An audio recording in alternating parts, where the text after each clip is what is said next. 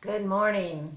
This is a missing persons flyer. This is my stepson, Donnie Ray Martin III. And in a few minutes, I'm going to kind of tell y'all a little bit about Donnie. Um, Donnie's been missing almost 15 months. He was last seen leaving work on August the 3rd, 2017. Between 10:30 and 11 a.m. that morning. He left work on foot.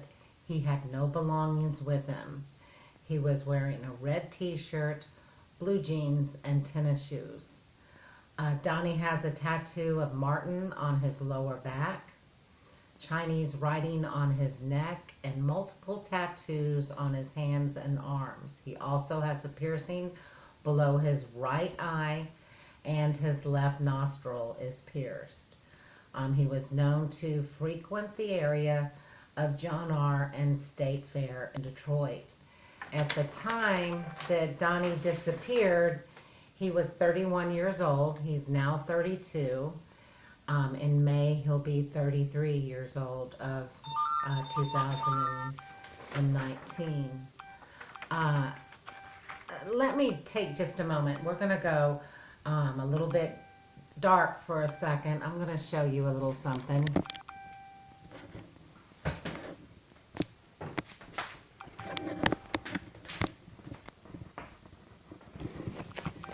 This here, this is the room where Donnie used to hang out. This is what was his living room.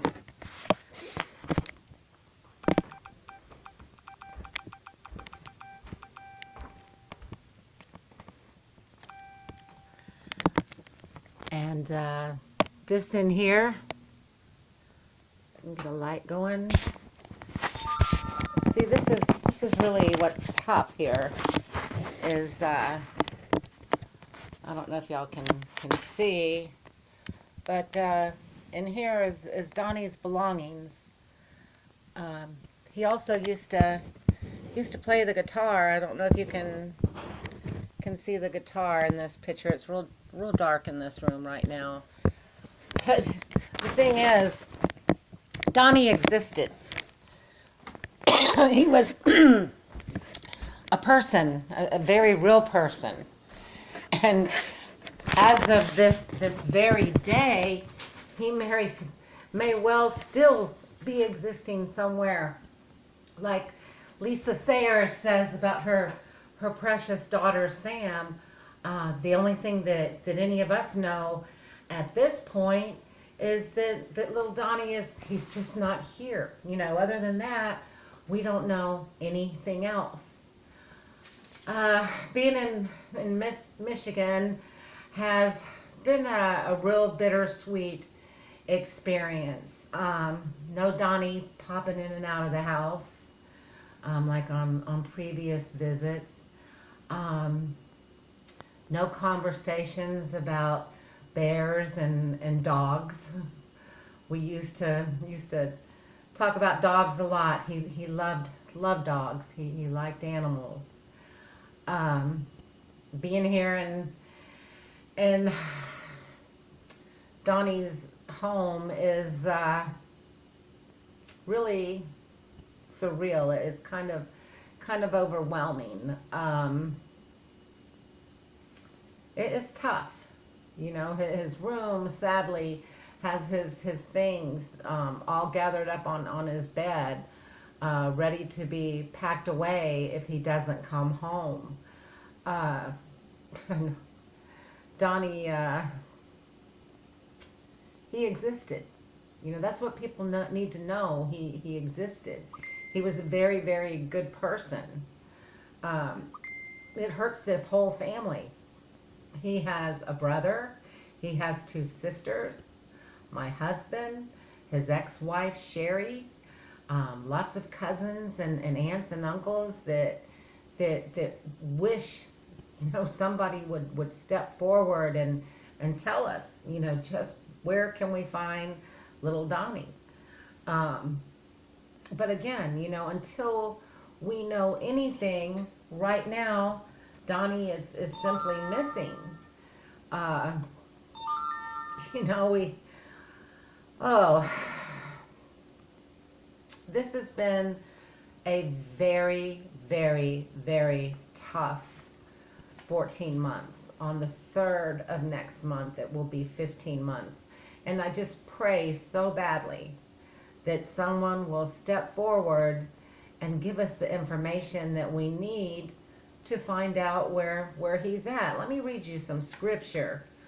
Um, by awesome deeds you answer righteousness, O God of our salvation. You who are the trust of all the ends of the earth and of the farthest sea. So that's Psalm 65:5, Samuel 12:7, 1 Samuel. So now take your stand, I may plead with you before the Lord concerning all righteous acts of the Lord, which he did for you and your fathers. Um, Donnie wasn't the type of person who was just going to take off and not come back home. He left work on foot on August the 3rd, again wearing blue jeans, a red t-shirt, and tennis shoes. He had absolutely none of his belongings with him, and he just vanished. You know, I can't stand it these days when people tell me, people don't just vanish. Yes, he did. And let me tell you that the days do not get any easier at all. I know I preach a lot about joy and people needing joy and to find joy. And that's, and we can, no matter what's going on in our life, there's always something there that we can be joyous about. But the emotion of all of this can hit you at times when you're in a store. This can hit you when you're driving in your car, when you're just sitting in your house. You know, the enormous impact that having a missing family member has on everyone's lives that care about this person. And it's horrible. You know, you never know when you're going to break without warning. It's very hard to also to relay what this is like to people who have never been through this before. If you haven't been through this, you don't get it. You know, you can feel bad for the people that are going through a missing family member, and I'm sure folks do. But in all honesty, people don't understand what it's like. And so when people say things like, when are y'all going to go on with your lives? And when are you going to do this? And when are you going to do that? It's very upsetting because they're not getting it. They're not getting it at all. This is my second experience with a missing family member. And I can tell you this, it is, it's no easier than it was the first time. And it's sure not easy watching people hurt. I think the toughest thing in the world is to have a family member missing and to be searching for them. You know, think of Donnie's parents. Think of all the parents of missing children. Think of Mother's Day, Father's Day, birthdays, holidays. You know, when you have no answers, you cannot grieve. You can't actually grieve. You can hurt, and it's a deep and horrible, profound hurt, but it's like your life is suspended as far as grieving until your loved one is found. And I can tell y'all right now, this is hell. This is a hell that nobody, you know, any of us with missing family need to go through. If you have never been through this, I just can't tell you how much rumors and speculations hurt this family. Let me tell you, something that any family of a missing person needs is speculation and judgment from outsiders about the situation. It's just wrong, and people, they don't need to do that. You know, they just don't need to do that at all. You know, we live, eat, breathe, and drink the big question, where is little Donnie? It's hard. It's just so hard. We did a search for Donnie last week with Dina Williams, the Crime Stoppers group, and friends and some family were there helping us. And we spoke to folks, that have not seen Donnie since last summer. But then again, we'll get all these people writing us saying, I saw him here, I saw him there. We ask these folks to send us a picture, and then we rarely get any kind of picture. Uh, this week, we're waiting on news of some remains that were found. This happens all of the time. It never stops.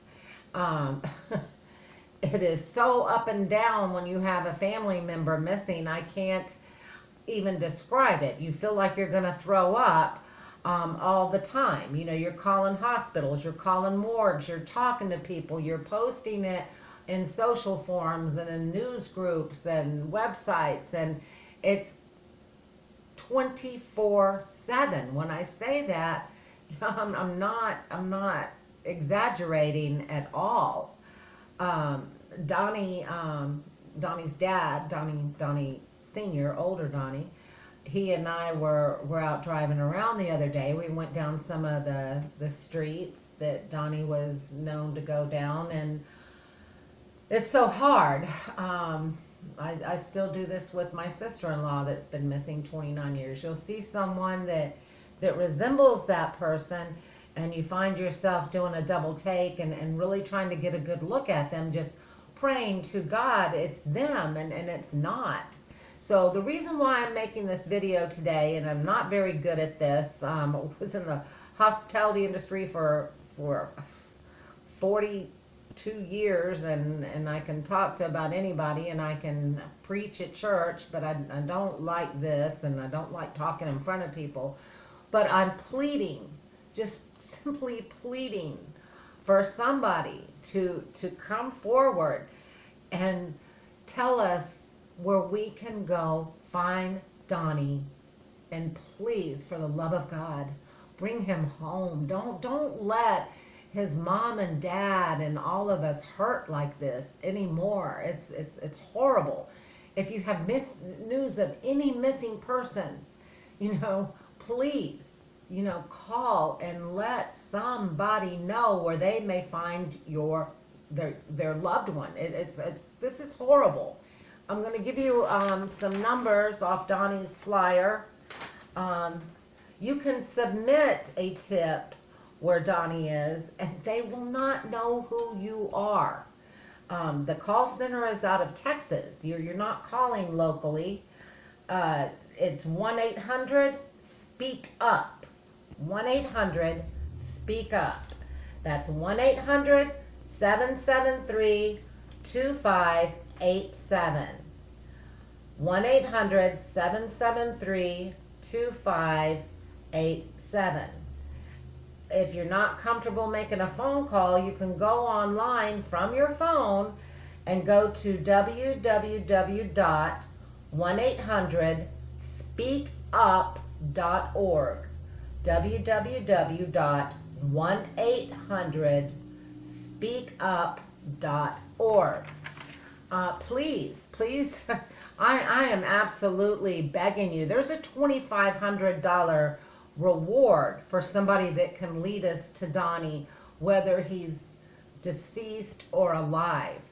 I think there's a chance too that there may be something else in the making as far as that goes to better that. I'm not 100% sure yet, but I am just pleading, please, let his mom and dad and his siblings and stepbrothers and sister and cousins and the rest of the family, know where little Donnie is. We'll never get any kind of closure from this. This will take a piece of everybody away if something has happened. But the least somebody can do, for the love of God, is just please come forward and let us know where Donnie is, because this really hurts. Thank you.